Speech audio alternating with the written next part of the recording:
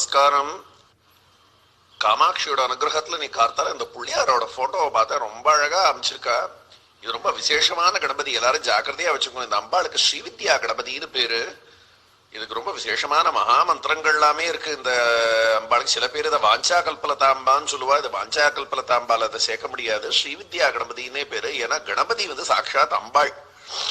அம்பாளோட சரீரத்துல இருந்து இருக்கக்கூடிய மஞ்சளை உருவி அதுக்கு அம்பாளோட சக்தி கொடுத்ததுதான் மகாகணபதினு நமக்கு புராணங்கள் சொல்றது. அதே மாதிரி காமேஸ்வரனும் காமேஸ்வரியும் ரெண்டு பேரும் சேர்ந்து பார்த்த உடனே அம்பாள் அம்பாளும் சுவாமி சேர்ந்து கணபதியை சிருஷ்டி பண்ணாலாம். ஆனால் அந்த மகாகணபதிக்கு அப்பேற்பட்ட ஒரு அழகு, அப்பேற்பட்ட சுரூபம். இந்த அம்பாள் சாட்சாத் இந்த ஸ்ரீவித்யா மகாமந்திரமும் கணபதி மகாமந்திரமும் சேர்த்த ஒரு சுவாமி. எல்லாரும் அது ஜாக்கிரதையா வச்சுங்கோ. அந்த போட்டோவே கிடைச்சா அவாவா ஆத்துல வச்சு பூஜையில வச்சுங்கோ. ரொம்ப அஷ்டைஸ்வரியத்தை கொடுக்கக்கூடிய ஒரு விசேஷமான ஒரு பரபிரம்மம். வடக்கெல்லாம் இந்த உபாசனை நிறைய உண்டு. ரெண்டாவது ஸ்ரீவித்யா உபாசகர்கள்ட்ட இந்த ஸ்ரீவித்யா கணபதியோட உபாசனை நிறைய உண்டு.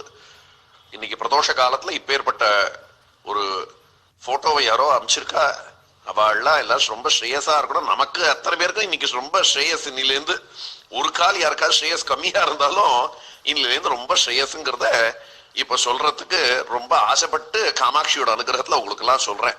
காமாட்சி குருமூர்த்தே துவமமாமி காமாட்சி.